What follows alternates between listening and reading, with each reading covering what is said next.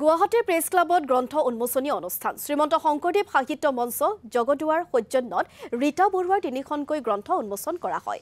অসমীয়াৰ পৰা ইংৰাজীলৈ অনুদিত নামঘোষা আৰু ইংৰাজীৰ পৰা অসমীয়ালৈ অনুদিত গীতাঞ্জলি উন্মোচন কৰা হয়।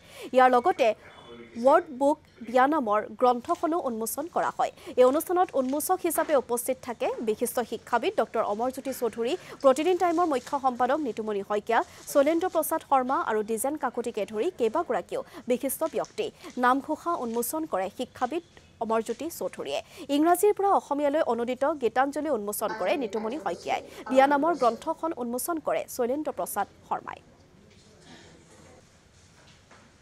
আজি আপুনি যেটো কাম কৰিছে যে নামঘোষাই ইংৰাজীলৈ অনুবাদ কৰিছে, এই গীতাঞ্জলি আপুনি অসমীয়ালৈ অনুবাদ কৰিছে, এইটো কৰি চাগে আপোনাক এটা সমাজখন ভৱিষ্যতলৈ আপোনাক চাগে ভাল কাম কৰা এগৰাকী সাহিত্যিক হিচাপে আপোনাক চাগে সমাজখনে মনত ৰাখিব লাগিব, আৰু তাৰ কাৰণে মই আপোনাক অভিনন্দন জনাইছোঁ।